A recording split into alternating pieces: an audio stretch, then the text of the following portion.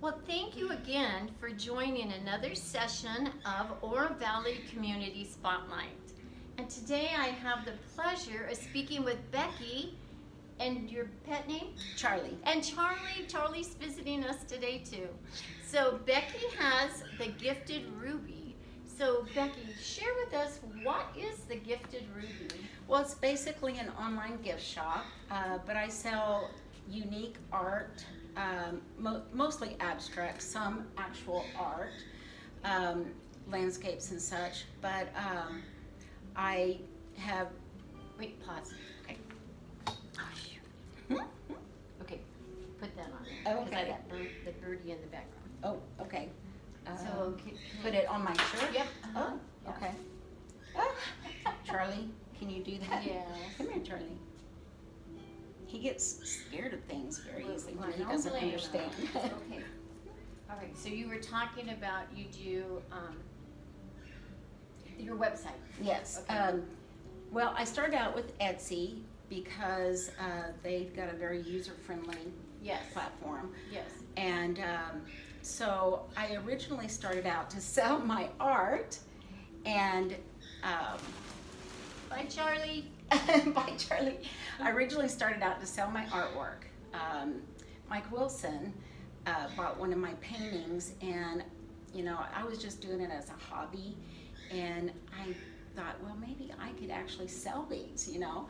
And so originally that's all I sold. Okay. But recently I kind of transitioned into print on demand and started selling some other things, such as, you know, gifts, t-shirts, jewelry, home decor, things of that nature. And so now I'm beginning to learn the tricks of the trade and the ropes about print on demand and how to get yourself out there. Search engine optimization, which is a big thing these days if you're going to be an online store. So print on demand, what does that mean? Basically, you can take anything that you want, like such as my artwork, and you can print it on items. You can, I have some things that I was going to show you. They're in the other room. That's okay. But I have a jewelry box. It's on my website that I used to print one of my oil paintings, and I put it has a tile, a decorative tile on the top, and I also printed it on a matching necklace. And so I printed blankets, I printed tote bags. You can see all of that on my website. And then some of the items I just designed off of things that, you know, files that I purchased through Etsy or some other website where I can purchase the graphics, and I design it myself.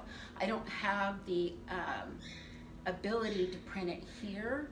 I mean, you can do lots of things with Cricut, which I can do that too, but this company can do it in mass, you know. Okay, all right. Okay, so you design it and get it going. They print it up for you. Yes. Perfect. That sounds good. And then people can come on my website and order it and get some beautiful gifts. Yes, yes. And it's great for marketing pieces out there, so any of you that need marketing pieces. Oh, definitely. So show us some of your beautiful things here. These are coasters that I did. The technique for this coaster is called the Chili Art Bloom, and there's a specific recipe that you have to follow in order to get the cells and the design that's on here.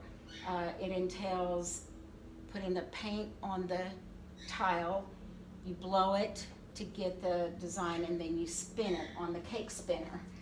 And I can do that. I've used blow dryers before, you know, just hair dryers. And I make the coasters and trivets. I mix my own pigments. These are called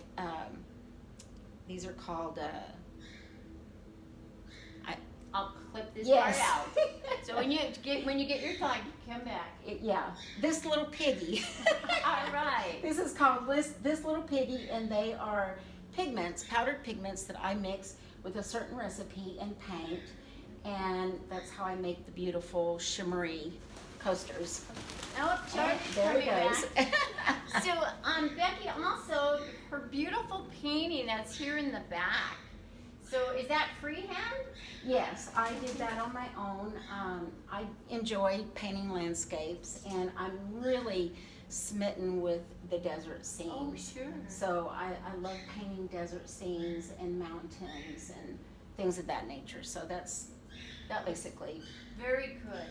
And then also she has a sample of jewelry here. Yes, this jewelry is made from what we call paint skins. And basically these are some coasters that I made that I didn't really want to keep. I didn't like the design.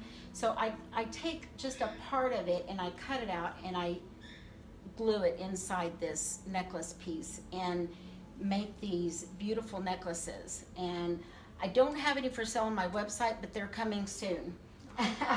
Nice to know. That way nothing goes to waste. You know, the paint doesn't go to waste. All right. Yeah. All right. So Becky has been doing this for a few years. Yeah, actually I started out doing paper quilling. Oh, Yeah. Yes, let me here. Yes. Let me take this off Okay. and go grab it. Okay. And then we'll put this back on. Sure.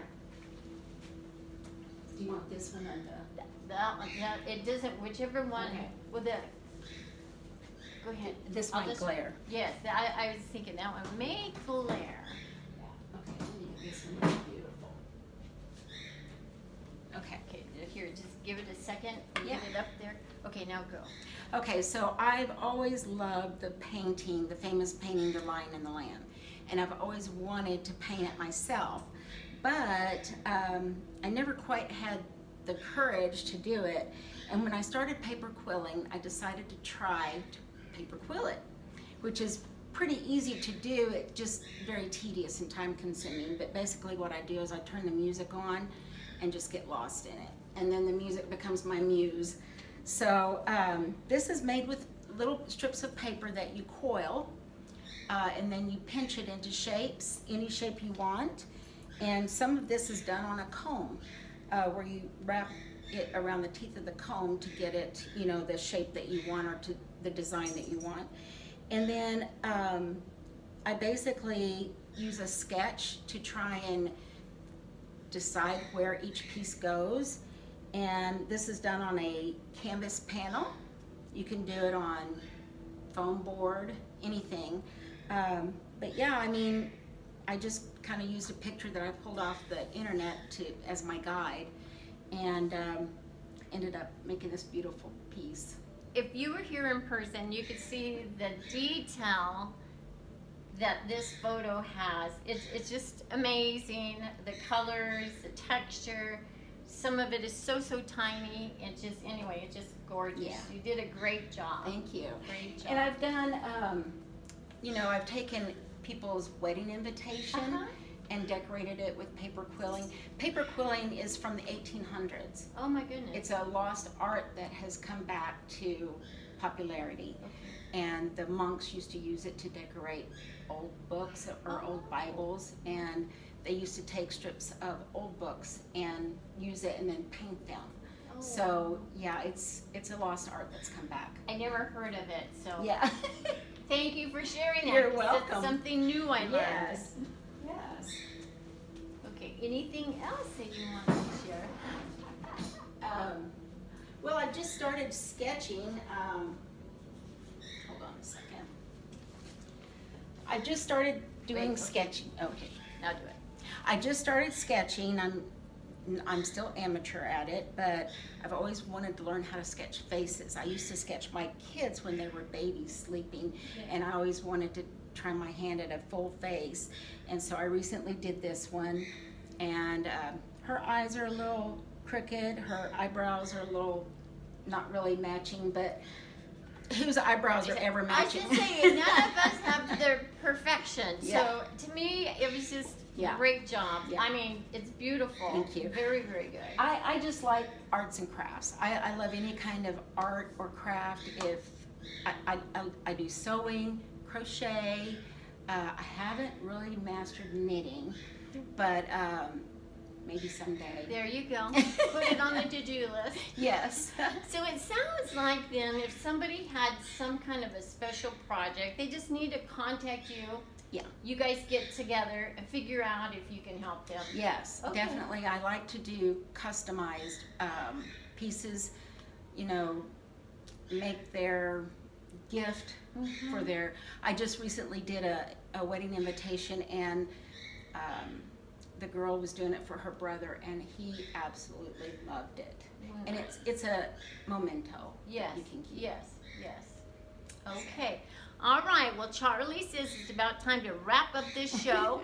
So at the end of it will be a written portion, and I'll have all of Becky's contact information so you could get a hold of her and get some questions answered that you may have. So, Becky, thank you. Thank and you. Charlie, thank you Say for hi. your time today. Can you say hi, Charlie? Say hi, Charlie.